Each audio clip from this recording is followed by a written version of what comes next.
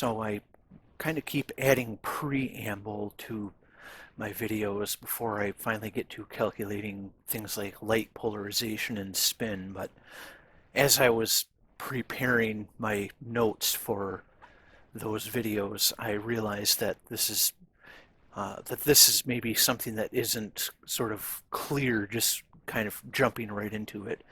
And that is the idea of the expectation value,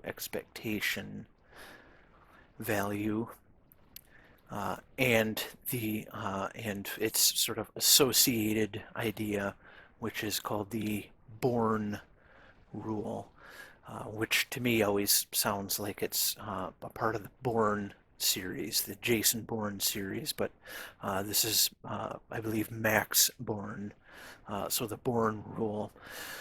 And the expectation value is essentially just if you prepare system in system in state. We'll call it psi. Prepare system in uh, what is the probability of finding it in of the probability find in some other state, which so we'll just call that phi here. And so that is what the expectation value is. And we've run into this already in previous videos. The way to calculate the expectation value is by taking the inner product. And the state that you want to know what the probability of finding it in is put in the bra here, and then this what you prepare it in is put in the ket vector here. And so this is how you calculate the expectation value, and it's saying I've prepared it in this. What is the probability of finding it in this? And it's a little bit weird because in math you're usually sort of working from left to right, but in this case, and you find this quite a bit in linear algebra, that there are times where you have to actually work in the other direction. But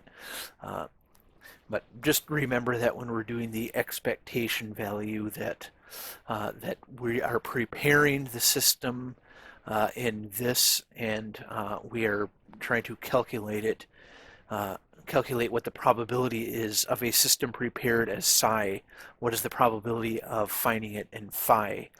And I've alluded to this already in my video, What is Spin? And I said that when we prepare a system, so in the instance of spin, we are sending particles through these two magnets, so there's a magnetic field between them, and some of them will go up and some of them will go down.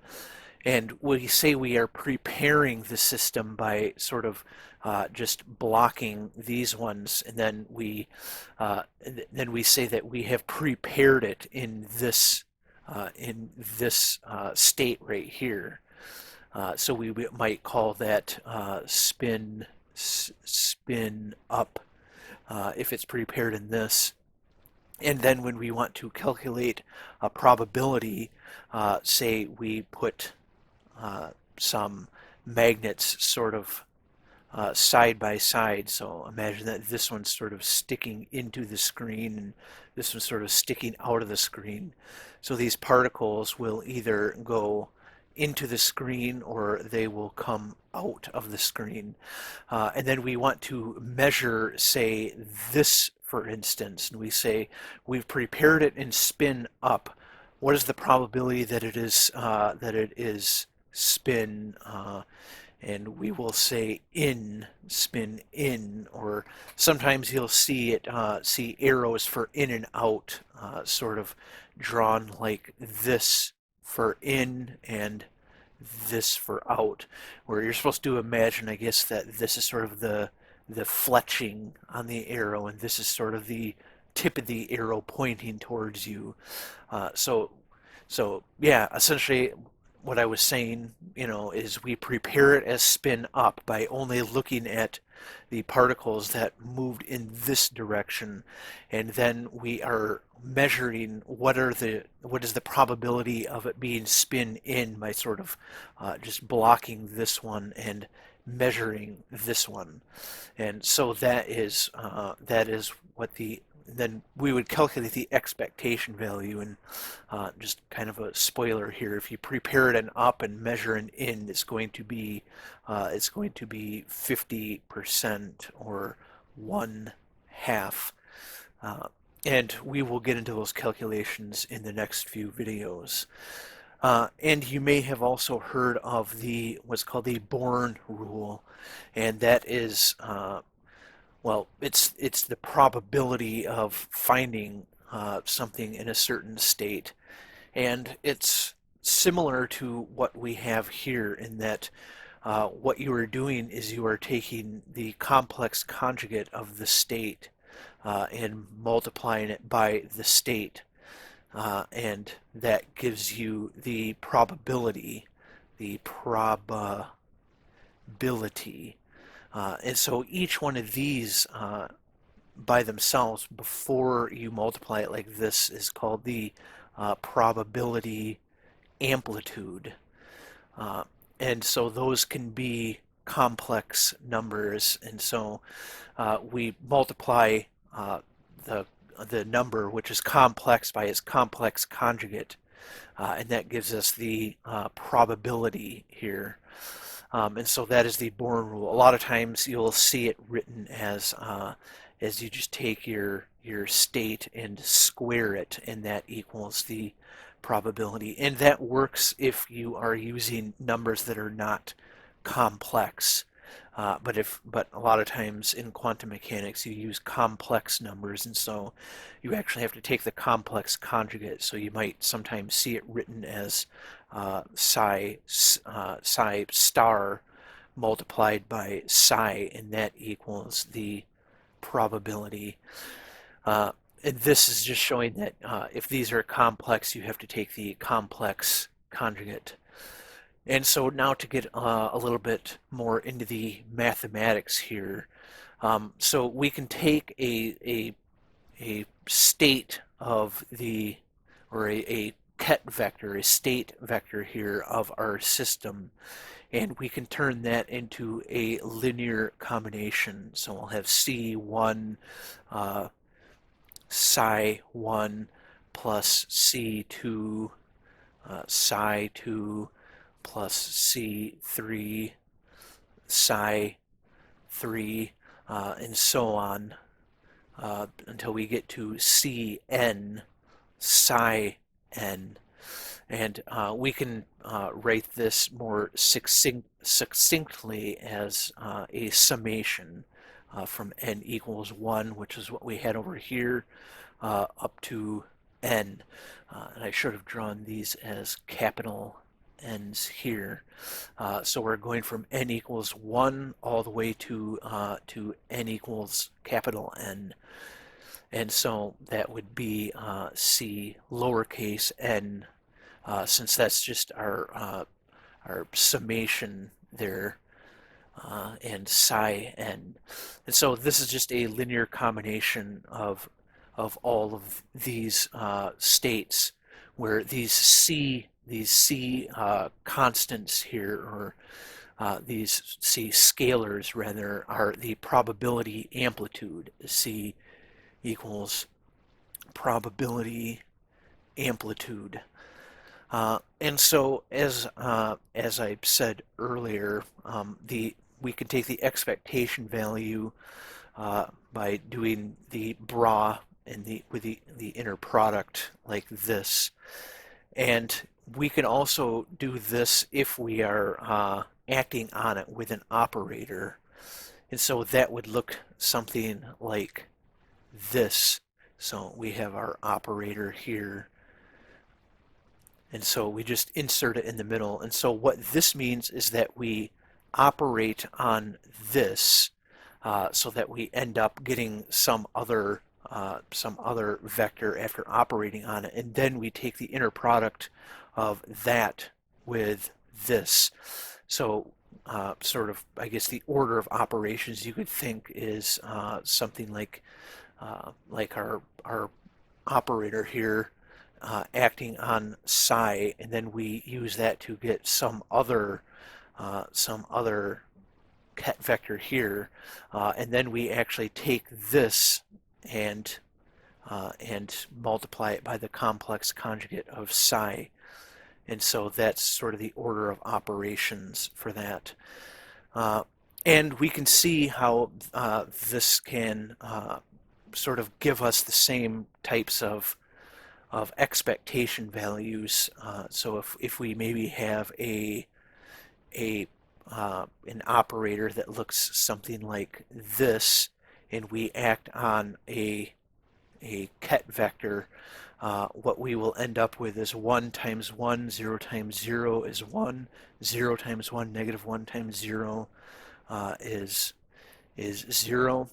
And then we will take this and multiply it by that bra, which we said was just the complex conjugate of psi. So that would just be a row vector multiplied by our ket vector, and that will be 1 times 1 plus 0 times 0 equals 1, so 100%, which is sort of what you would expect if you prepare it in psi and look at whether you are getting psi, which, if we go back to our illustration, would be as if we had prepared it as spin up, and then we measure, well, how much of it is in spin up?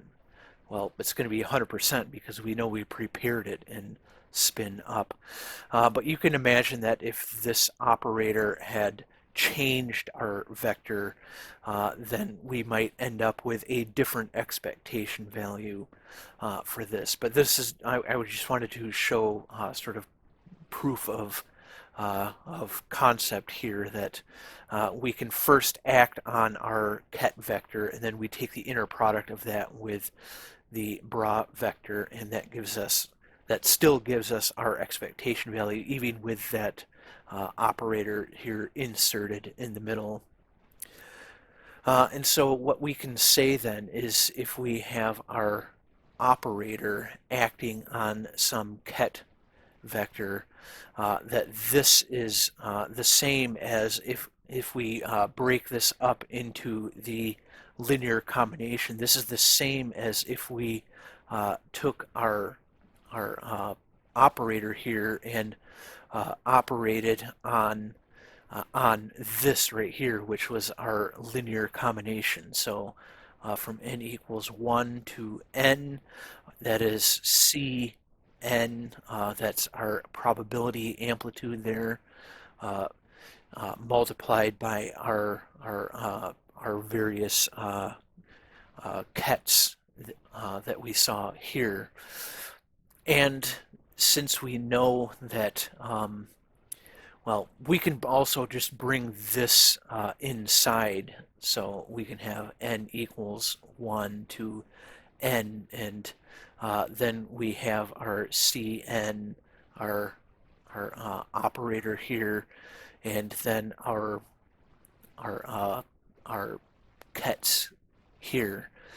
And then we know, because this is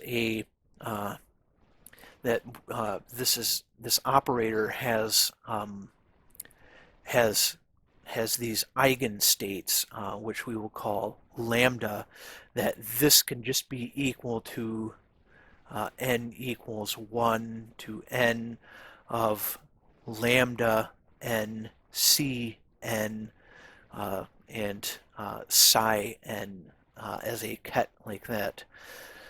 And we also know that we can sort of do the same thing with the bra version, but we just have to make it a complex conjugate, and I will use a different index here. So m equals 1 to m, and that is our bra here, m. And now our probability amplitude has to be the complex conjugate like that. And so knowing that we can do this with both the bra and the ket while also bringing our operator in here, then we know that we can do this with the operator in the middle and then that ket there, and we can set this up as from m equals 1 to m, and the summation of n equals 1 to n, and this will be Cm, and we know that that is complex conjugated because we're multiplying it by a bra there, and then our lambda n, and then our Cn, and then we multiply that by the inner product of m and n like that. And we know that if this is orthonormal, then for this, if m equals n, then 1, and if m does not equal n, then 0. And so from there we can go down. We can have our expectation value here with the operator in there, and we can have this be equal to just a single summation, since we know that m and n have to be equal to each other in order for it to work. And then we have the lambda n, and then we can have our C complex conjugate, and then we do that as n, and then Cn. And then we know that that because we are just multiplying these two together, we can think of that as being a square, and so we can say that this is equal to n equals 1 to n of our lambda n multiplied by Cn squared. And this is equal to our expectation value for some observable, and we'll say that that observable is position, and we'll call that x. And so you can see that this is sort of what the Bourne rule is that we're taking the square of our probability amplitudes, and that gives us the probability. And we know that these are going to add up equaling 1 here. And so from this we can also say we can go from using the summation to using a continuous summation, and so we can say that our expectation value for this is equal to the integral from minus infinity to plus infinity of our probability here, where x is our observable and this p of x is our probability, and then we also have to have dx here since it's an integral. And so this is the case for the continuous. So essentially, if you do like an infinite number of experiments, you will move towards the expectation value sort of perfectly. And so we can say then that our expectation value for x is equal to psi, and then our x operator, that's our position operator, and with the inner product of our two states here, and we can say that this is equal to that integral, which is so it's sort of the same as a summation, but it's just saying that it's continuous rather than discrete. And so it's the integral of the complex conjugate of this uh, uh, as a function of position multiplied by well, yeah, multiplied by our by the x operator, which is acting on this on the state as a function of x and of course dx. And so from this, well, I I thought about going through all of the calculations to get to sort of the uncertainty. I have this up here, which you can. I will leave a link to it in the description, and this goes through all of the calculations for uncertainty, and ends up down here with this relationship where the uncertainty is equal to sort of the square of this of this, well, the expectation of the square of this, and then these minus the square of the expectation of this, and it like you can see here, there's quite a bit of calculations going on. So I will leave that in the description and sort of skip through it and just say and just sort of give the give the conclusion here, which is that this you might recognize if you've taken any statistics is the variance, and that is the expectation of the square minus the square of the expectation. And so this might look a little bit familiar to you if you, like I said, if you've taken statistics where we have the standard deviation, which is, so if we take this to the standard deviation, then it's just delta x equals the square root of this, which is the expectation value of the square minus the square of the expectation value. And so the standard deviation in statistics is very similar, which is just sort of the expectation up here, which we can call xi minus mu, and that will be squared and divided by n. But you can see that it has a similarity to what we have going on up here.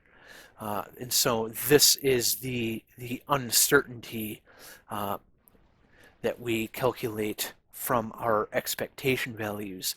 And this is the form of the uncertainty that you will see if you have looked at the uncertainty, the Heisenberg uncertainty principle, which is this same delta x here multiplied by the delta for momentum here, and that is greater than or equal to h bar over 2. And so you can get similar standard deviations for these other observables here, including momentum, energy, time, things like that. So we could have used the expectation value for some other observable right here rather than position. But I wanted to use position just so we could sort of bring it sort of full circle. Well, not full circle. I've talked about this in previous videos, not this video. So, but I just wanted to sort of bring back this idea we've talked about. I've talked about in the previous video of the uncertainty principle, and that this delta x here is the standard deviation of our expectation values for position, and we can understand that position is continuous, and that's why we use the integral here, because I mean, there are certain theories that say that space is possibly quantized, that there is sort of a smallest unit of space, and you may have seen things like the Planck length and things like that, and so the Planck length could be is a candidate for sort of a quantum of space, but for for for usually we assume that space is continuous, and so if we have a position here and a position here, there is sort of an infinite number of other positions that could lie between these 2 points. And so that's why we use the integral here for our expectation value of the position. Um, yeah, and hopefully this was enlightening. Like I said, I wanted to sort of bring together these ideas of the expectation value and the Bourne rule. And so the expectation value, yeah, I guess the takeaways from this is this expectation value here, which is just the inner product of the two states, which, as I illustrated over here, is we prepare in one state, which is what we put for our ket vector here. And then we are measuring for the probability of it also being in this state, which is our bra vector here. And so that is what the expectation value is. And we can sort of see the expectation value kind of naturally arising through our calculations, which is this right here, is taking the square of our probability amplitudes, and that gives us the probability, and that gives us what our expectation value is. And so then from that we can end up, like I said, using these different calculations here to end up getting where our standard deviation is. And that is sort of where the standard deviation used in the Heisenberg uncertainty, Heisenberg, I think it's spelled that way, Heisenberg uncertainty principle here. Yeah, and so hopefully that connects a few of these ideas together, and I'm pretty sure in the next video I will actually get to things like light polarization and electron spin, and sort of using these ideas of the expectation value to sort of essentially do these calculations, prepare it in one state, and measure how much of it is in another state. And we will see that we can do that for both light polarization, light polar, and electron spin. And it's a little bit different for both of them, because with light polarization, if you prepare it in spin or in polarization up, and then try to measure it in perpendicular, you will get an expectation value. You will get an expectation value of 0. Whereas with electron spin, if you prepare it as spin up, and then you try to measure it as spin, we'll just call it right in this case, then what you get is actually an expectation value of 1/2. And so they're a little bit different. The calculations are fairly similar, which is why they're often sort of grouped together when learning quantum mechanics. But like I said, you get these different things because in spin we are saying that spin up is a superposition of spin. So we will see that it is a superposition of spin this way plus spin this way. And anyway, this is getting a little bit ahead of what I wanted to talk about in this video. This is sort of a sneak peek at what we will be talking about in the next few videos. So yeah, hopefully, like I said, that this was helpful to you, and I will see you in the next video.